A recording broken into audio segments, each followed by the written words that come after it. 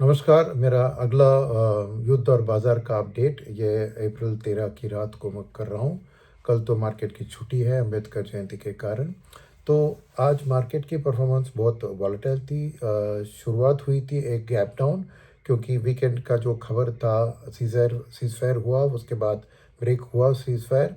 तो इसलिए naturally FIS ने, जिन्होंने थोड़ी लॉन्ग पोजीशंस बिल्ड की थी, मैंने प्रीवियस रिपोर्ट में बताया था, वहाँ पे वो टूटा और वो लॉन्ग को अनवाइंड करने में market down, gap down open हुई। एफआईएस ने भी अपना रुख थोड़ा बदला। फ्राइडे को वो पॉजिटिव 600 करोड़ पॉजिटिव थे बहुत दिनों के बाद। आज वापस 2000 करोड़ नेगेटिव में है। तो वो भी, बट डीआईएस ने जो खाली 400 करोड़ खरीदा था फ्राइडे को, आज 2400 करोड़ ने खरीदा। तो ये गैप डाउन ओपनिंग के कारण उनको थोड़ी सेक्टर्स में वैल्यू दिखी, जो जाके जम के खरीदा। अब इंडेक्स की परफॉर्मेंस देखें, निफ्टी का फाइनल एंड था जस्ट अबाउट 1% के नीचे डाउन, 0.9% डाउन था। मगर again mid cap index, small cap index और माइक्रो कैप ने बेहतरीन परफॉर्मेंस दिखाया compare to Nifty. Mid cap और स्मॉल कैप आधा परसेंट डाउन थे और माइक्रो कैप फ्लैट रहा। तो इससे सवाल उठता है कि क्या रिटेल लोग ज़्यादा आके आज खरीदारी किया इसलिए माइक्रो कैप ये सब उठे? नहीं लगता है, क्योंकि अगर एडवांस डिक्लाइन रेशियो देखें तो 1140 स्टॉक बढ़े थे मगर 1840 स्टॉक गिरे थे। तो clearly advance decline ratio declines के फेवर में था। तो एक ब्रॉड बेस्ड रिटेल बाइंग हम नहीं कह सकते। तो शायद ये डीआई की बाइंग जो थी 2500 करोड़ के करीब, वो सेलेक्ट सेक्टर्स में, बट सेक्टर्स भी देखें तो मोस्ट सेक्टर्स आज लाल निशान में ही एंड हुए हैं despite the V shape recovery. और खाली आई थिंक मेरे ख्याल में डिफेंस और एनर्जी दोनों इस वर्क के टाइम में थोड़ी बाइक, तो प्रॉब्ली डीआईएस और म्यूचुअल फंड्स ने इन सेक्टरों में कुछ खरीदा आज। तो रिकवरी बैंक निफ्टी में भी हुई और बैंक स्टॉक्स में भी हुई, तो वहाँ पे भी मेरी डीआई की बाइंग की कारण लगती है। तो ऐसी हालत में अब कैसी स्थिति लग रही है? तो ऑयल के दाम में भी आज वी शेप रिकवरी हुआ कि शुरुआत में बहुत भयंकर 105 तक गई, फिर ऑलमोस्ट 99 तक गिरी, अभी 100 के नीचे ट्रेड हो रहा है।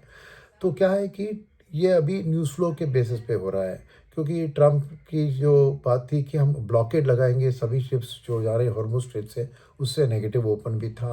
मगर देन क्लैरिफिकेशन आ गई कि वो खाली ईरान के रिलेटेड पोर्ट्स से जाने वाले जहाज या ईरान की गुड्स के ऊपर रहेगा, बाकी देश अपना रूट करा सकते हैं और वो ब्लॉकेड करके वो कर रहे हैं।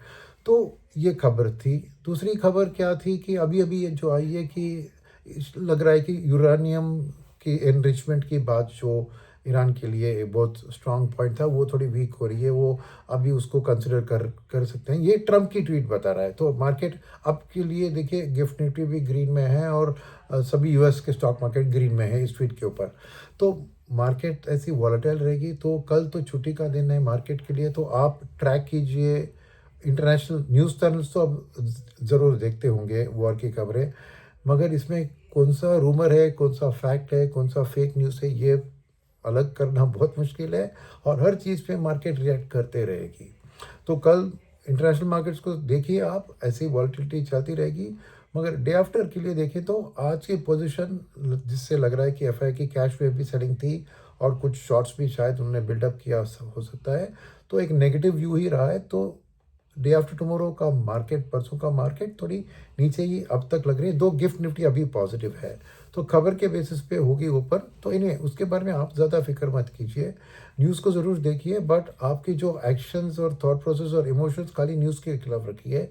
मार्केट में आपका कंसिस्टेंट अक्यूमुलेशन स्ट्रैटेजी रहना चाहिए, छोटी छोटी रकम में हर दिन, क्योंकि वॉलेटिलिटी तो जारी रहेगा। इतनी आसानी से ये वॉर ख़त्म नहीं होगी, पर एक दिन ख़त्म हो जाएगी। तो धीरे धीरे खरीदारी की जो मैं सलाह दे रहा था, वही टिक के रहिए, आपको वही आपके लिए बहुत एक बेनिफिट दिलवा सकते हैं।